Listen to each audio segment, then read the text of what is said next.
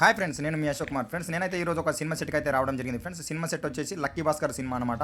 ఆ మూవీలో హీరో అయితే ముంబైలోని ఒక స్లమ్ ఏరియాలో స్ట్రగుల్ అయితే అవుతూ ఉంటాడు కదా ఫ్రెండ్స్.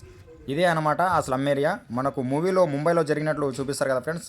అయితే మనకు ఈ లొకేషన్ వచ్చేసి మొత్తము హైదరాబాద్లోనే షూటింగ్ జరగడం జరిగింది. మనకు సినిమా స్టార్టింగ్లో హీరో అయితే తనంతాను పరిచయం చేసుకునే సీన్ అయితే ఉంటుంది కదా ఫ్రెండ్స్. అదనమాట ఇప్పుడు మీరు చూస్తున్న సీను. అయితే సినిమా పేరు పడగానే సాయి కుమార్ గారు సిబిఐ ఆఫీసర్గా వచ్చి హీరోని అయితే తీసుకుపోవడం జరుగుతుంది కదా. అది మొత్తం సీన్ మొత్తం ఇక్కడే జరిగిందనమాట. ఇదంతా మీరు చూస్తుంది అదే ఫ్రెండ్స్. సాయి కుమార్ గారు వచ్చి లక్కీ భాస్కర్ అంటే మీరేనా అని చెప్పి తీసుకుపోవడం జరుగుతుంది కదా, అది సీను.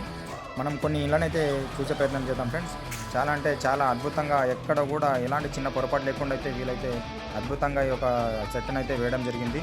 ఆ పెయింటింగ్ కానీ, పైన కప్పడం కానీ, కింద బండలు కానీ ఎక్కడ కూడా చిన్న పొరపాటు లేకుండా వీలైతే సెట్ వేయడం జరుగుతుంది ఫ్రెండ్స్. నాకైతే మొదటిసారి చూసినప్పుడు ఒక సినిమా తీయాలంటే ఇంత కష్టం ఉంటుందా అనే ఫీలింగ్ అయితే కలిగింది ఫ్రెండ్స్.